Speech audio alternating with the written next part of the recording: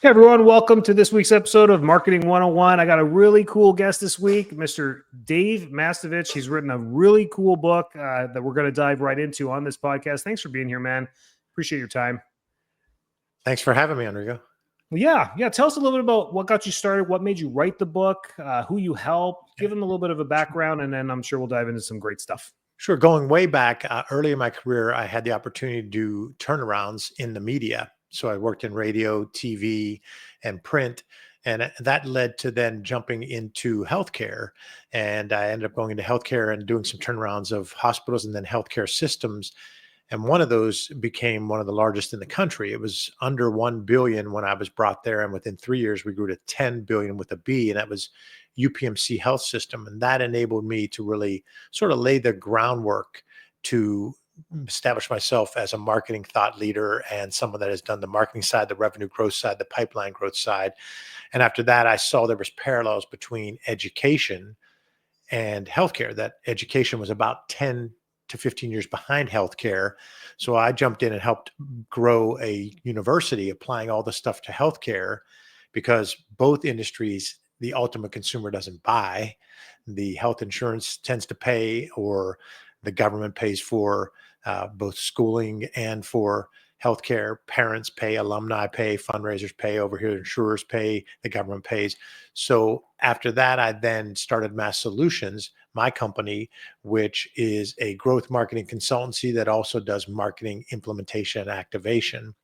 And after my first book, which was a good 10 years ago, I decided my second book would be for the new audience. So my first book, Enrico, was the standard one for anybody that's probably maybe over the age of 40. The books were about 200 pages and hardcover and all that stuff. And so for my second book, I said, I'm just going to take the no bullshit process. We built no bullshit marketing.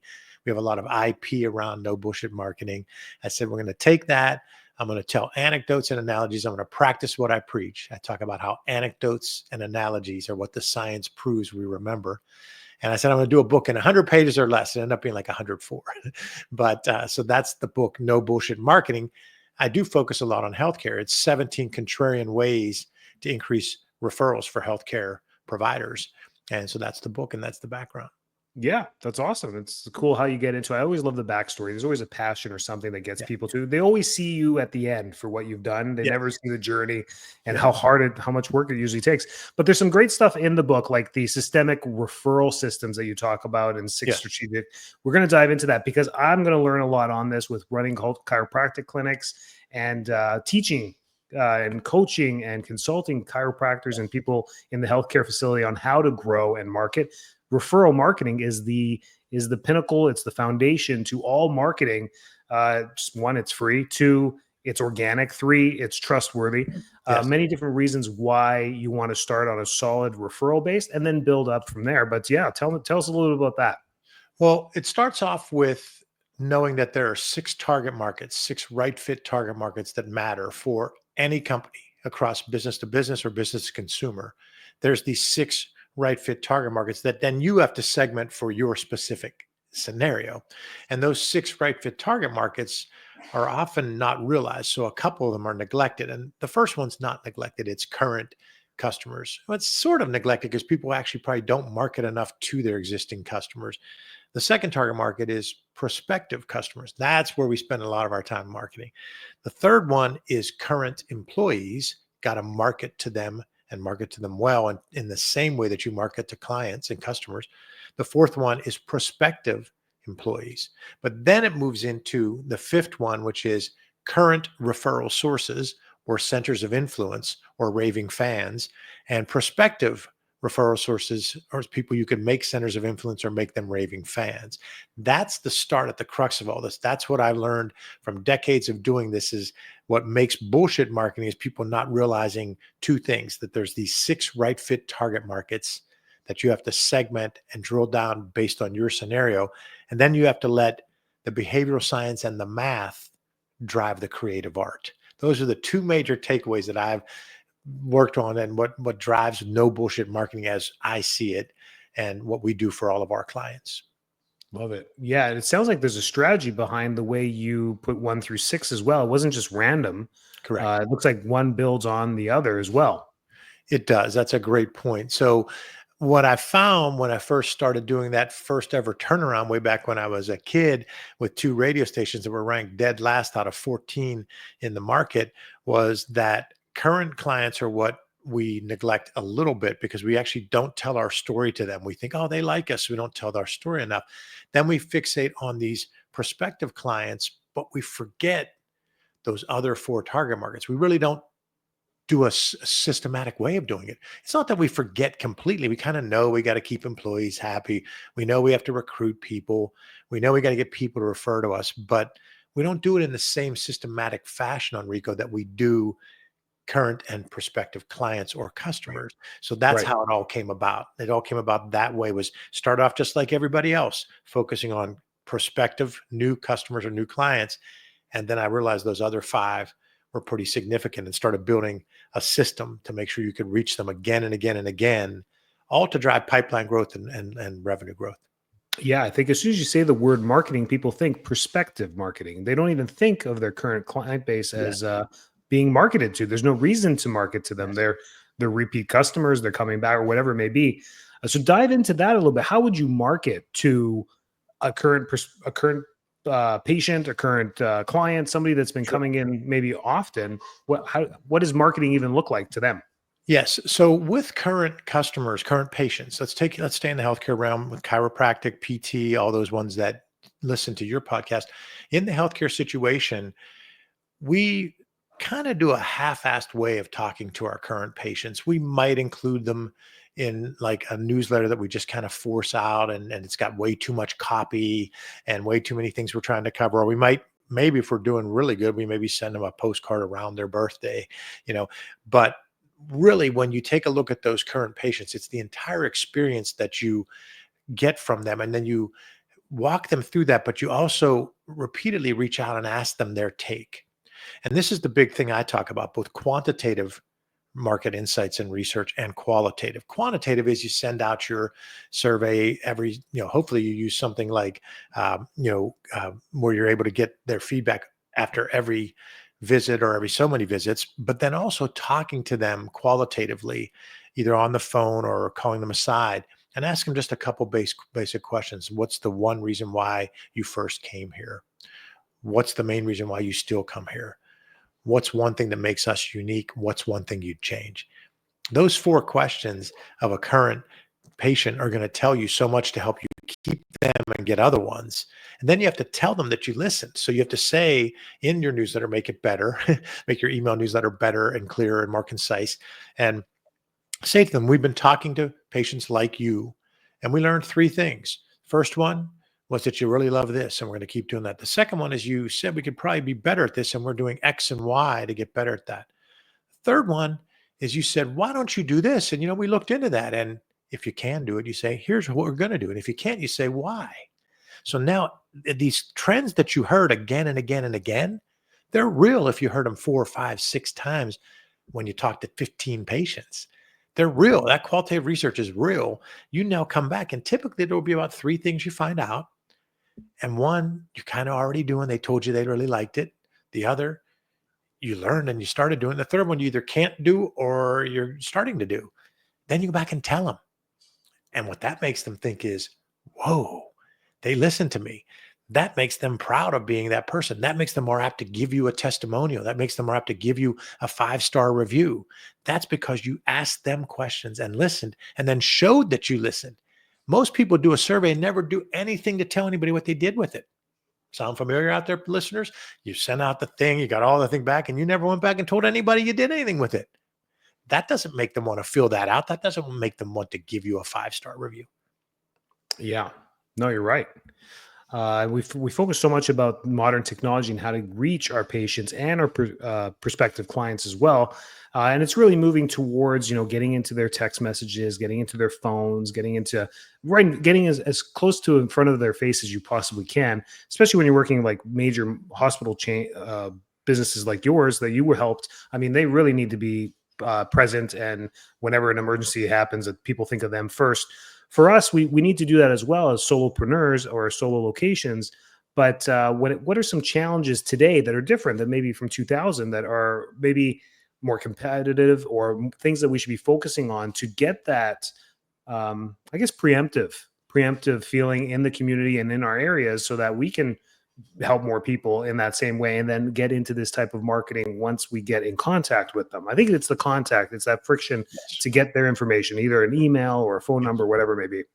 Well, I think the first thing, the reason I did this, the reason I started Mass Solutions was my dad had a small business when I grew up. And as I got into my career, I thought, wow, imagine what we could have done if I were able to go back in time and help my dad market his business. So that and many other reasons made me passionate about starting Mass Solutions. And I wanted any company, regardless of size or industry, to be able to apply the same theories and tactics and approaches that I saw work at a multi-billion-dollar company and other hundreds of millions of dollar a year companies. And so that's my first point, is to everyone listening, is the UPMCs of the world are great. There's no doubt that's a great organization.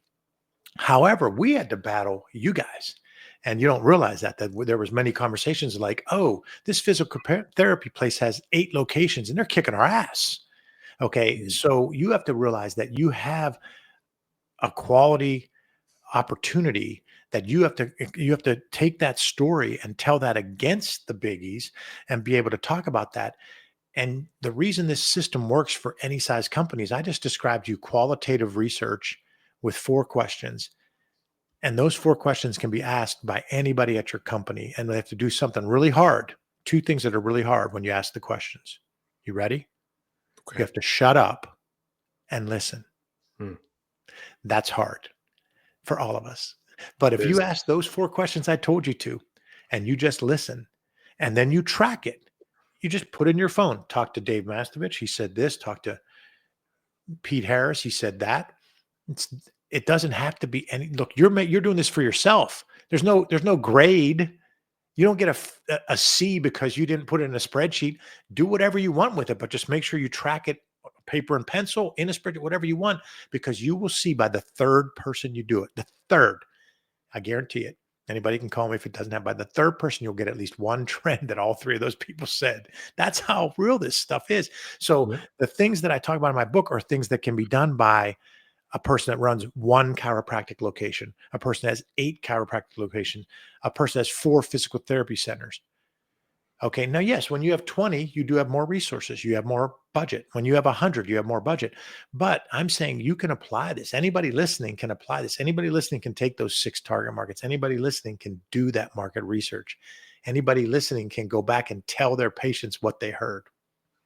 Yes. No, I love it. That makes sense. Start there, because if it's anything anyone has that's listening, it's they have a patient base. So right there, you have a source, you have a pool you can get information from right off the bat. So ask those 4 questions, and go from there. Great. So that's internal. What about like things like employee engagement? You said there's things that anyone can ask, 4 questions anyone in your business can ask. How do we get our employees engaged in the marketing process, both internal and for external?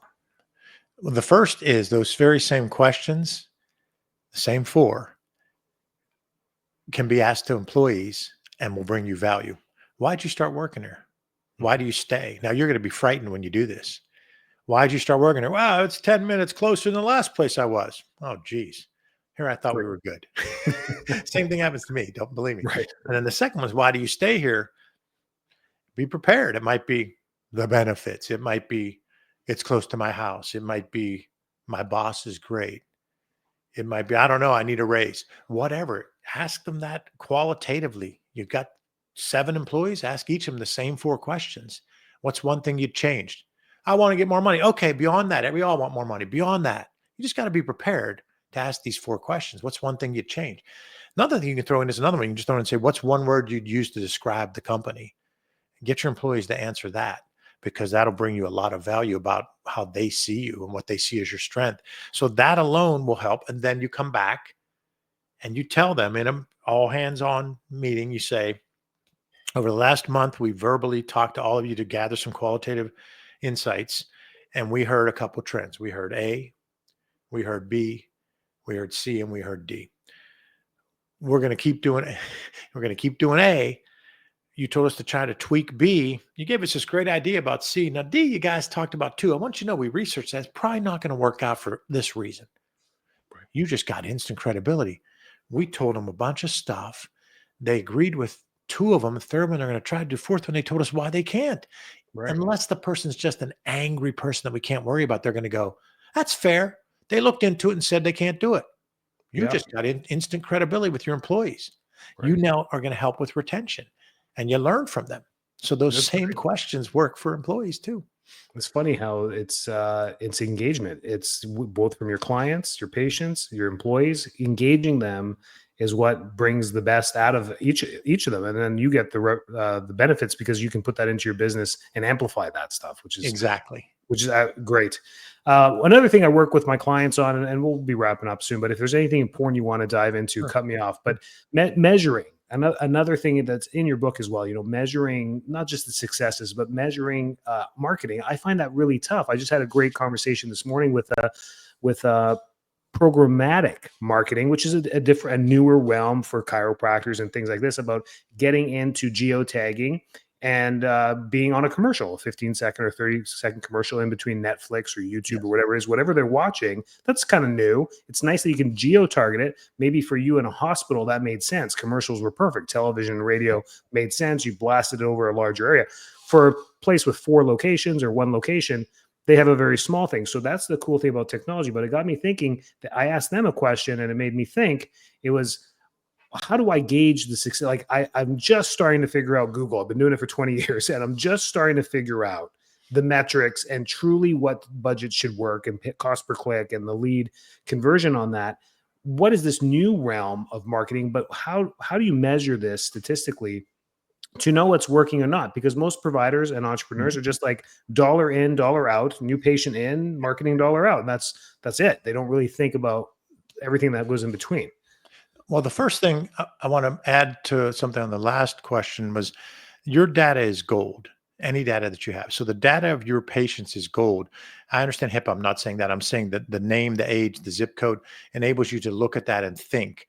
And you're going to see the 80-20 principle in effect. The 80-20 principle works with everything in our lives. The clothes we wear, if we look in our closet, 20% of our clothes are worn 80% of the time. The foods we eat, 20% of the foods we eat are eaten 80% of the time. The same thing happens with your practices.